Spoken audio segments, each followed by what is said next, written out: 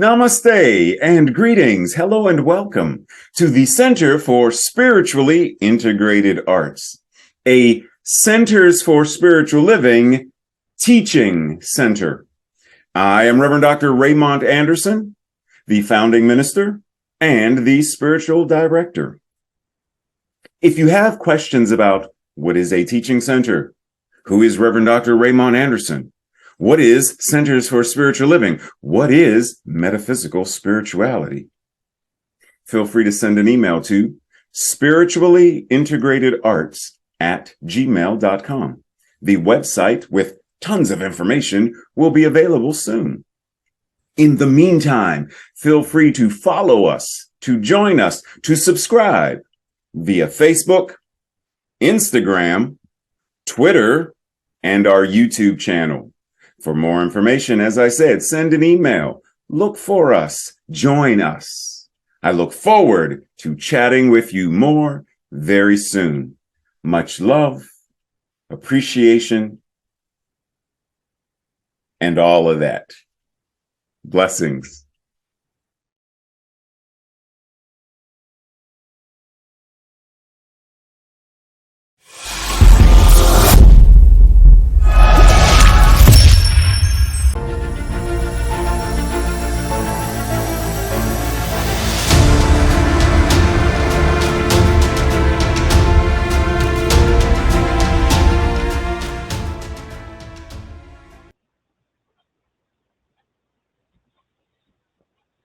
Namaste and greetings. Hello and welcome to May 21st. In case you didn't know, today after our Sunday message, we have once again the opportunity to come together, to gather, to fellowship, to chit-chat, to converse, to get to know one another.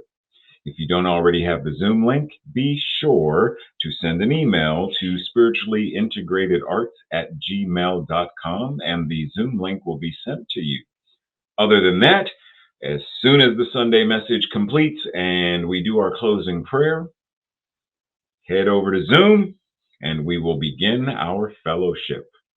Now, if you are ready, did you know that on Wednesday nights there is an opportunity to study and expand your awareness of science of mind and spirit? From 7 to 8:30 p.m. Eastern Standard Time on Zoom, send an email once again to spirituallyintegratederarts@gmail.com and the link will be sent to you. And did you know that Thursday night, see, if this is your first time, after my message, I end with a series of questions, things to contemplate and get the energy moving, the juices moving with contemplation and consideration and meditation. And on Thursday night, Tracy Rhymes facilitates the Thursday night study group from 7 to 8:30 p.m. Eastern Standard Time. Unless it's 7:30. I think I'm pretty sure it's 7 to 8:30. And if you need the link for that, feel free to send an email to spirituallyintegratederarts@gmail.com and I will forward it to Tracy and she will send you the link for Thursday night. Now, that being said, are you ready for this week's message? Twinkle, twinkle, little star. But is it a little star? See, stars shine all the time. We need the nighttime in order to see them, but they're still shining. They're still in the heavens, in space, shining, even during daylight. As a matter of fact, daylight, the sun, is a star. Stars are always shining. And yet, without the darkness, we oftentimes don't see them, don't notice them, and can't look directly at them. See, even the sun, we can't look directly at it. But we need the darkness, we need the nighttime in order to be able to truly see the stars in the heavens. And just like an artist who does drawing, they need shading, they need shadow on the drawing to turn a two-dimensional shape into a three-dimensional form. breathe. Because there is a complementary partnership, a synergy between light and shadow, yin, yang. There is the cooperation and collaboration between the two of these that is so rich to those who balance them, those who have befriended and embody them. And while it may seem that one of them overpowers or overcomes the other, light overcomes darkness, etc., actually, actually, it is not occurring that way at all. They work together. Now, when we use light as a metaphor and darkness as a metaphor, then we understand the concept of light overcoming darkness, good overcoming evil. But we are using it as a metaphor versus the energetic understanding, both and light and darkness together, working together, synergizing together, communicating together, cooperating together, collaborating together. Then we appreciate both and we welcome the levity of the light and the depths of the darkness, because with them we create balance, with them we create harmony, with them we create and we experience wholeness. Breathe. Dr. King said, only in the darkness can you see the stars. Breathe. Because on one hand, this is a duh. I mean, that's like common sense. Yes. And yet he is offering us the opportunity into a far deeper understanding, a far deeper embodiment of what it means to, one, don't vilify the darkness, because it is only because of the darkness that you can see the light. But understand its place, understand its purpose, and understand that which the stars are, their place and their purpose. Because the more we understand that, the more we understand our own place and purpose, our own harmony and balance, and our own sense of wholeness and holiness. Now, you may remember this young lady from last week. She was so overwhelmed, but she's back. And this time she is offering us the opportunity, rather than unlearn, she is offering us the opportunity to understand that if we are going to effectively shift and evolve our consciousness and how we engage in this thing called practicing principle, then we must begin with identifying, shifting, and evolving our paradigms and perspectives. We have to identify our own stuff. We have to shift our own stuff. We have to evolve our own stuff in order to effectively shift consciousness, evolve consciousness, and practice principle. But more on this in a moment. Starlight, star bright, first star I see tonight. I wish I may, I wish I might have the wish I wish tonight. How many of us have wished upon a star? How many of us have truly gazed upon the stars in the heavens and connected the constellations and realized that those connections that we make there are the same connections we have the opportunity to make here? Rather than seeing shapes and configurations out there, can I find shapes and configurations here and here? Can I make connections with others, you, me, them, and create? Am I able to, rather than, as Carl Jung says, the one who looks outside dreams. The one who looks within awakens. Are we willing to no longer simply look out there at the heavens out there, but are we ready to look at the heavens right here? As our Declaration of Principle says, we believe that heaven is within. And it's not simply within, but we, once again, the analogy, the metaphor. Yeah, you got it. The kingdom of heaven is within. We believe that heaven is within and that we experience it to the degree that we become conscious of it right here, not just here, but the wholeness.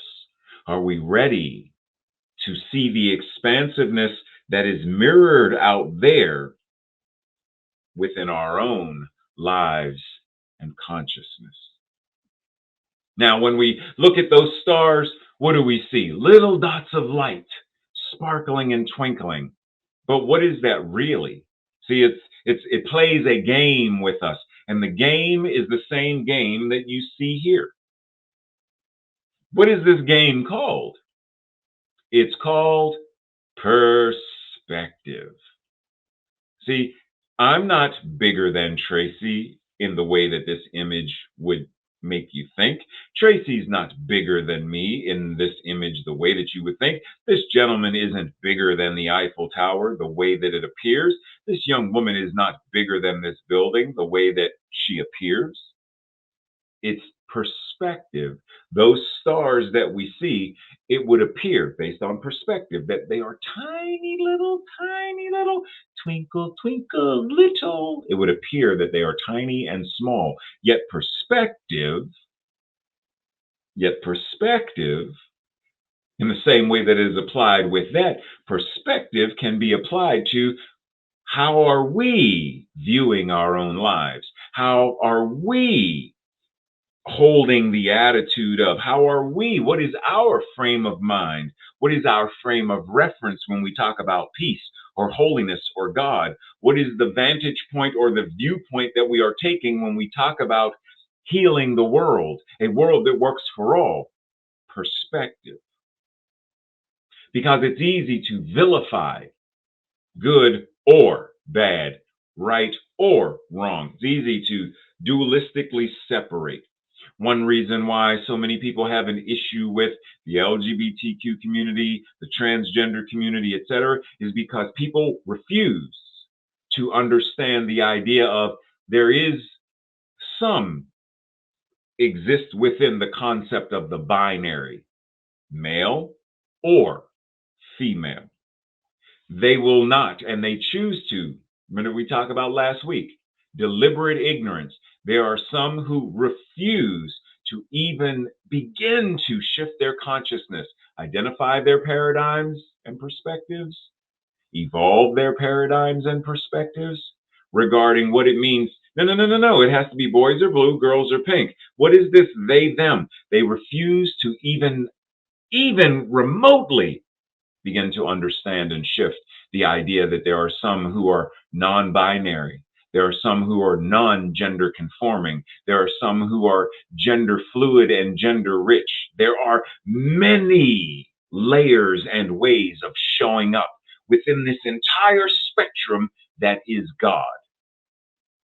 So we have the opportunity in the same way that perspective can play with our minds and our eyes with, is Tracy that big compared to Reverend Ray? Is that woman that she's a giant compared? The same way that perspective can play an illusory, a trick photography, an Adobe Photoshop kind of game with our minds. We play the same kind of games when I have the viewpoint that this is evil and of the devil, that this is that or that is that, versus me saying, pause. For example, often in New Thought, we play the game of, it's all God and it's all good. I understand where that phrase comes from. I got it. I understand. And yet, when do you address the fact that there are children who literally had their faces shot off as a result of gun violence? When do you, it's all good and it's all God, when you see and hear about the number of people being executed by police officers because they're brown and black, the number of indigenous women who are missing and or murdered? Where does it's all God and it's all good apply to that? Right? See, it's important for us to really anchor and ground our spirituality in a way that changes and transforms the world. Otherwise, it's lip service. Otherwise, it's simply twiddling our metaphysical thumbs and engaging in some form of spiritual bypass, metaphysical malpractice, etc., in a non-life affirming manner. So once again, what is your view? What is your viewpoint? What is your vantage point? What is your attitude? What is the angle at which you are looking at the world, the angle at which you are looking at your relationships? What is your position on X, Y, and Z? What is your frame of mind when it comes to all of these things? In order for us to truly and effectively shift and evolve our consciousness, it is important to understand our current perspective and the desired perspective. So once again, here we are. Twinkle, twinkle, little star. Oh, so say what? Twinkle, twinkle, little star. Well, according to this, PSRJ 1748-2446 AD is 9.9 miles in radius. Is that small, little, tiny? But at the very end of the spectrum, even PSR BO 943 plus 10 is 1.6 miles radius. That's not little. That's not a little in comparison, in perspective, and in the scope of seeing it out in the heavens, we probably wouldn't even see that little star. And yet, 1.6 miles is huge. If you really, the radius, that's huge. So is our perspective of the star actually little? Is it actually, factually, truthfully? Pause. Let it sink in. Because it's important for us to understand that oftentimes these things that we want to quantify within the framework of who's big, who's more famous, who's less famous or less popular, all these things. Size matters not. The number of likes on a Facebook or social media post matters not. Those are external trappings that oftentimes we get bogged down by. Twinkle, twinkle, little self. My egoic self feels unworthy. My perspective is the vantage point that I see myself is small and insignificant. I lack purpose. I lack a reason for being. So we quantify ourselves as being little and small, insignificant. And yet, Yoda is reminding us size matters not. But why does it not matter? Because as he says, my ally is the force. My ally is God. My ally is the universe. And a powerful ally it is. Is your ally the force, source, God, spirit, the universe, the thing itself? Breathe. Now, on the one hand, because this concept is the force is this other thing. But we could very easily say, are you your own ally? Are you your own advocate? Are you your own co-conspirator in the good and the divine magnificence that you are? For my ally is that which is God, incarnating itself as me. Therefore, I am my own ally. That which I speak creates, because my mental equivalent, the mental equivalent of the divine, creates. And a powerful ally I am. Breathe. Because that's our invitation to become one, to dissolve the concept of duality. And when we talk about this idea of the darkness, well, what if I ask you, is your ally the darkness?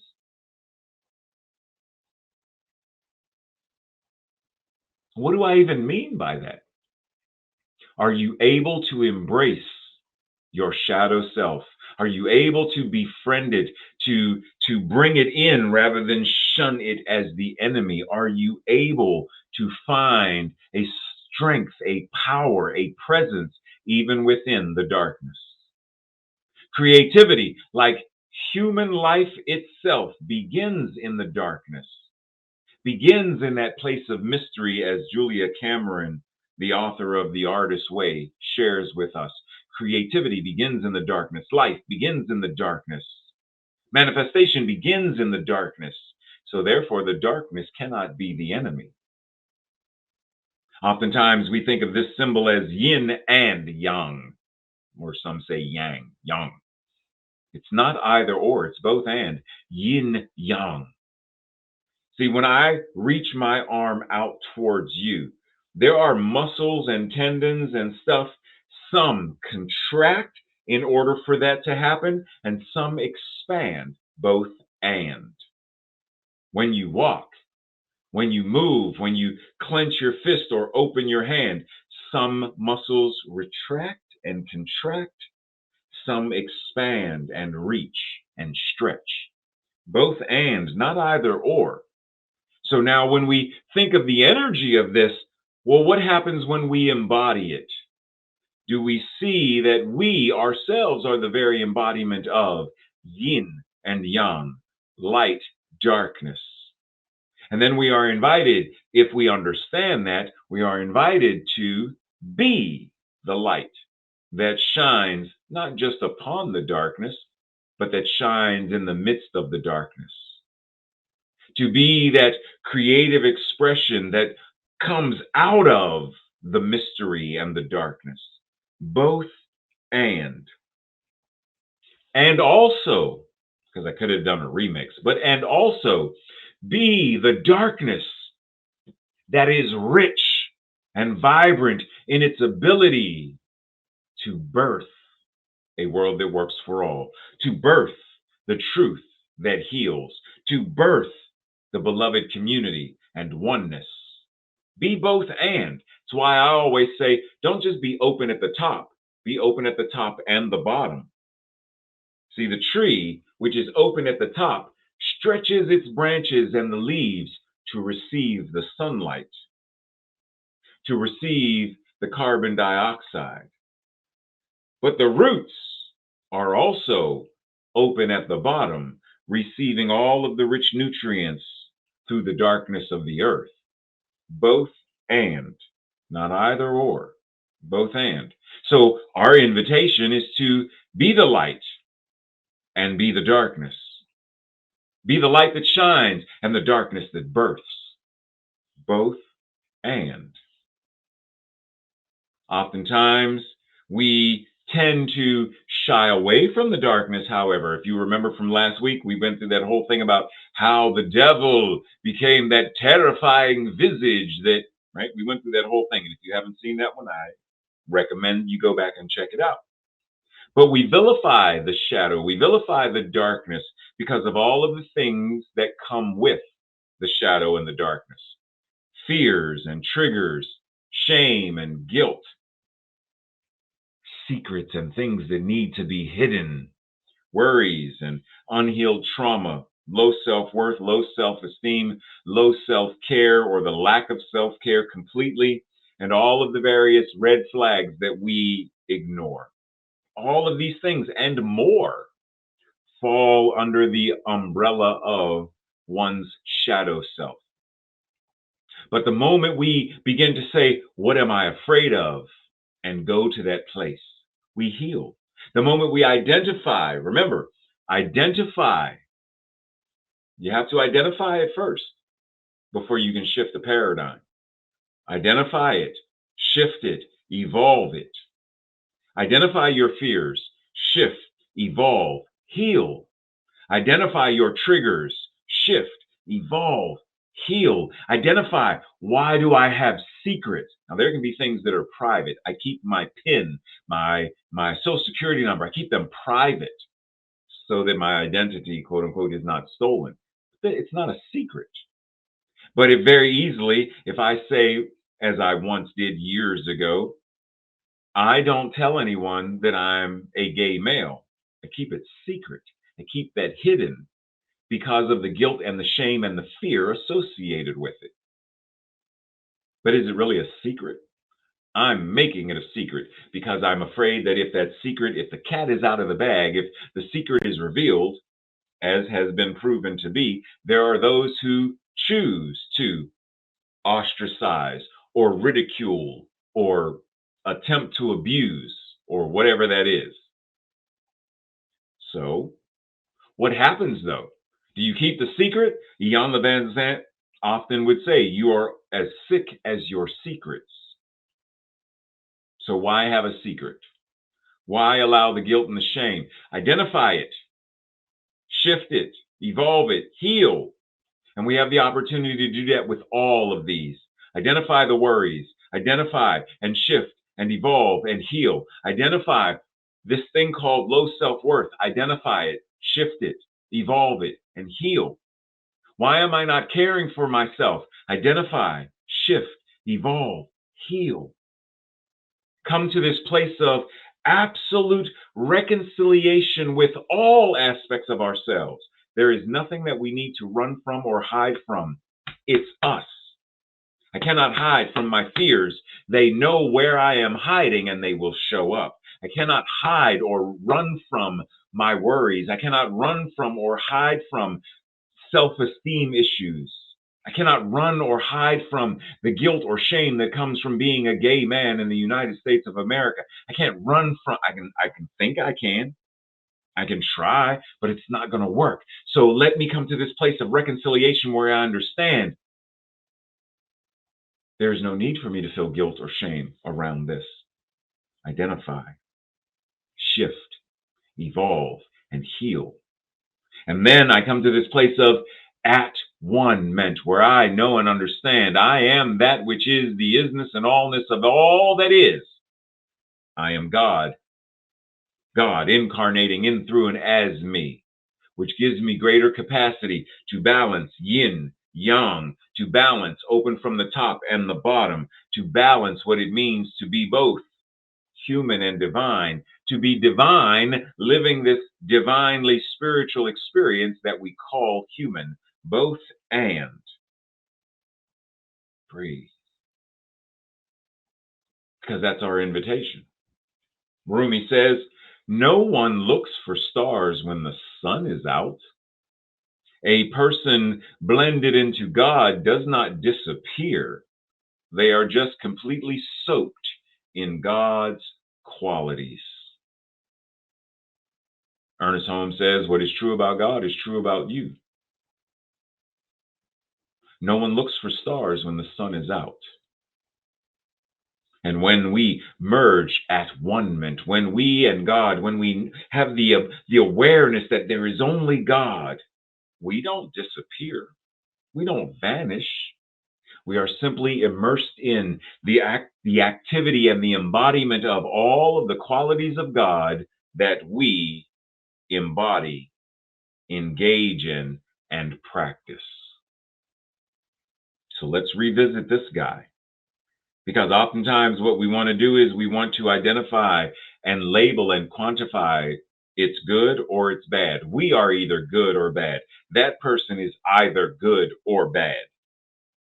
And we can think about someone like Jordan Neely, who many people have vilified and said that the Marine who murdered him was justified because Jordan Neely wasn't a good guy. He had many run-ins with the law, and yet, does one's past justify one's murder right now? Think about that. Doesn't matter what someone did then. What are they doing now?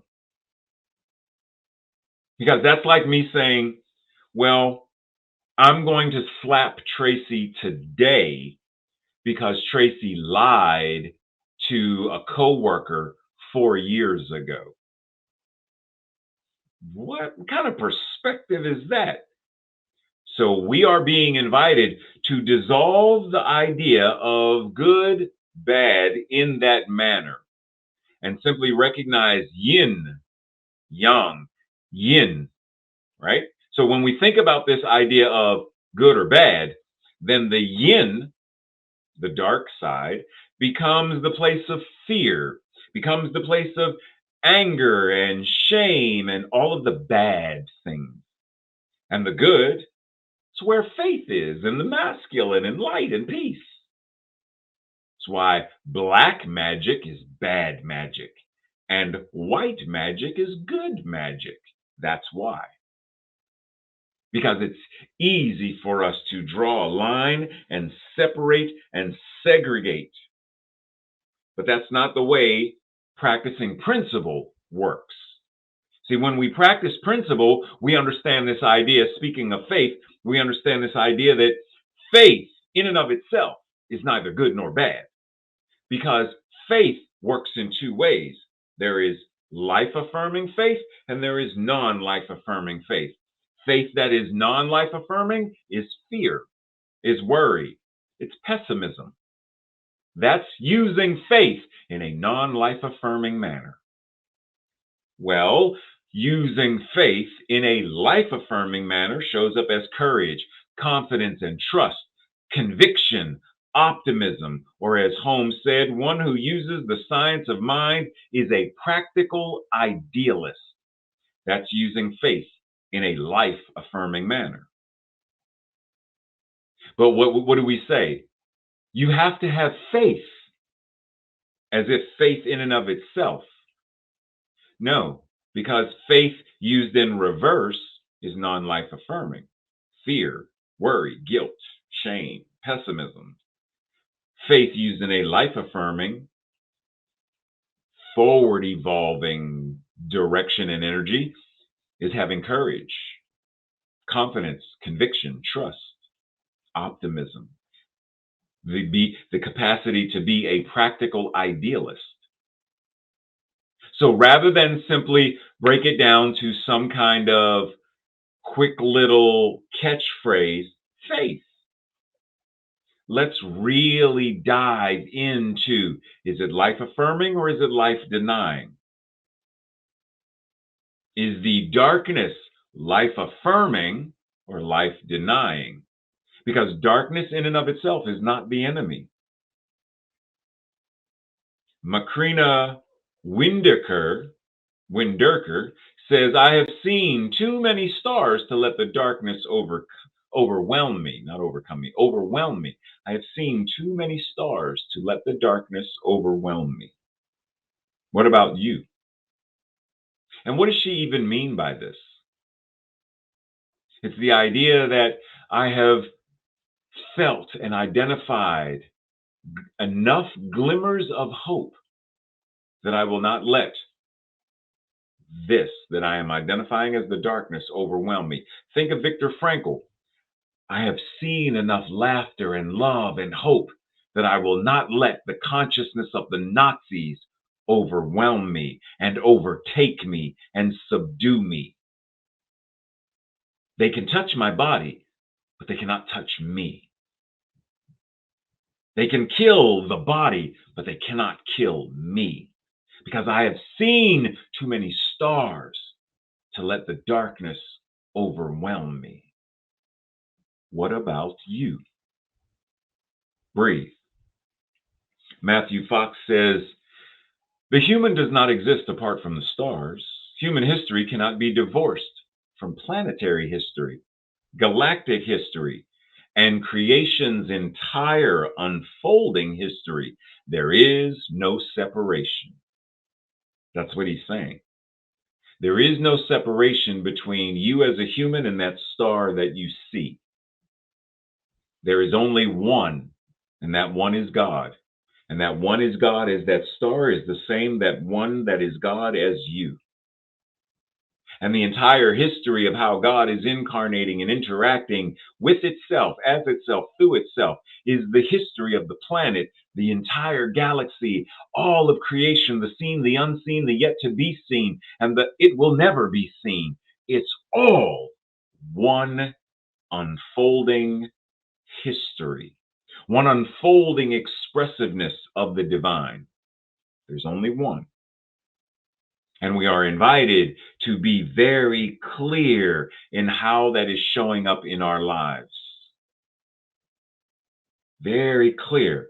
A circle, circumference, nowhere, center, everywhere, because there is only one life, and that life is God, and that life is your life right now. There is only one life. That life is God. Now, there are people who say, and that life is God's life.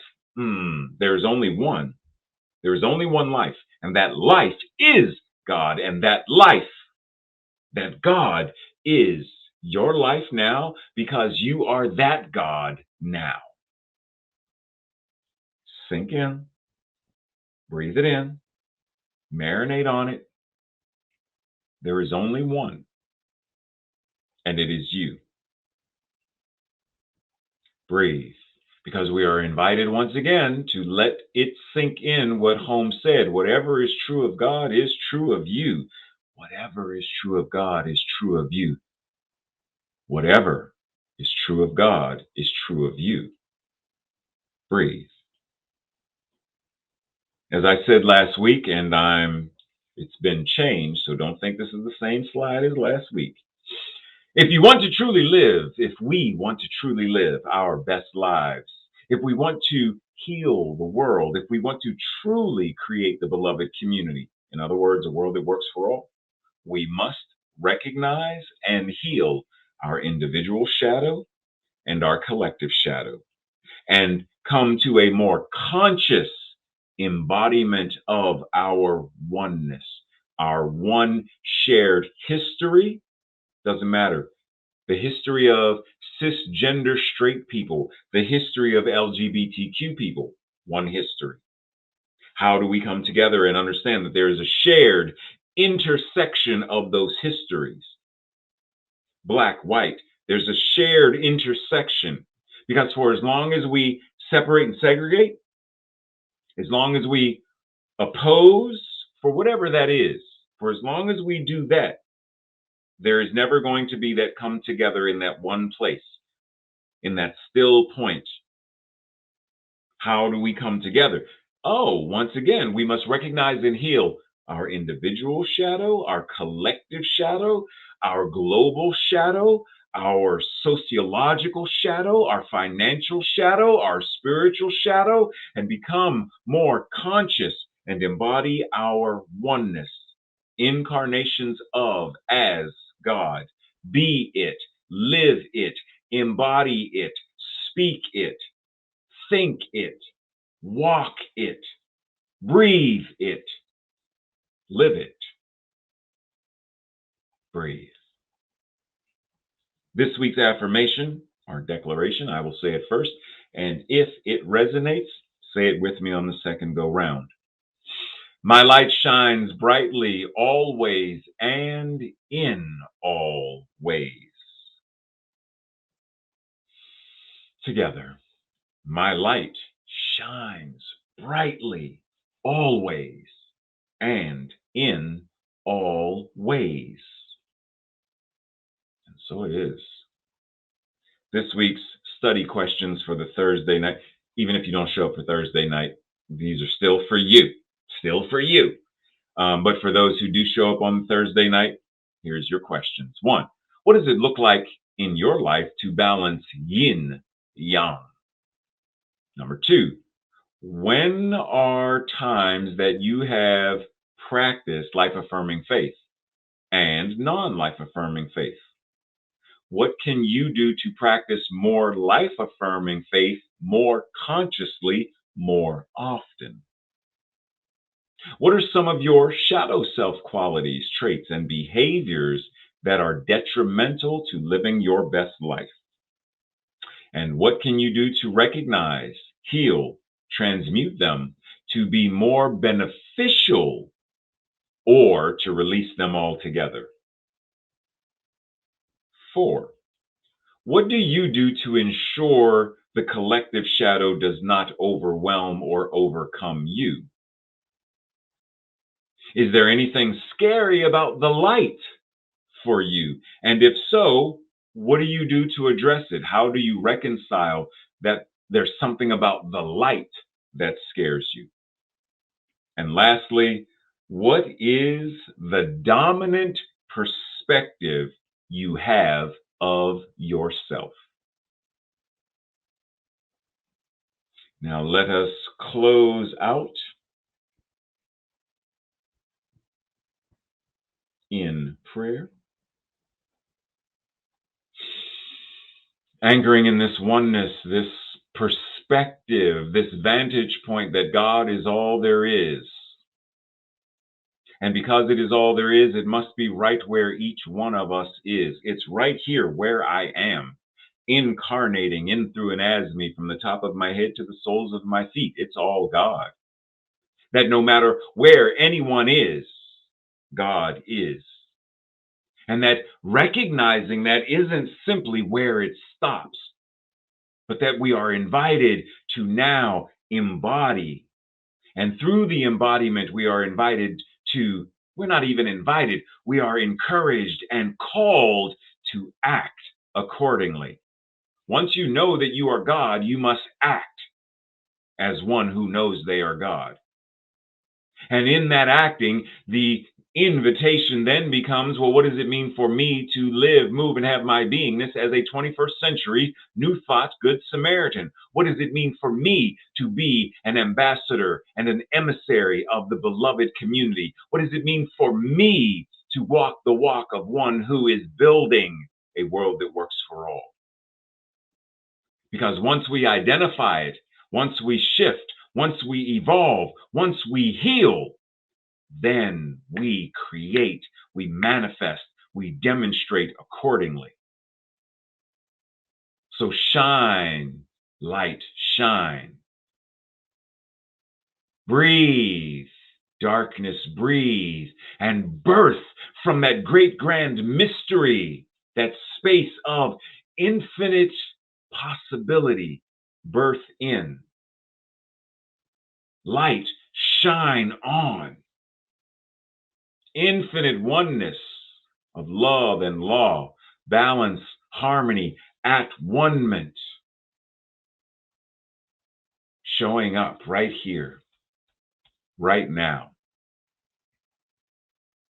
And I breathe in gratitude, knowing that this is the truth, and that we are living this truth moment by moment, thought by thought, word by word, feeling by feeling, action by action, crafting, creating, communicating, collaborating, cooperating as co-conspirators of love and joy and laughter and life to create the divine, beloved community that we refer to as a world that works for all, one person at a time, one community at a time, one family at a time, one neighborhood at a time, one city at a time, one state at a time, one country and continent at a time, one planet, one galaxy, one universe at a time.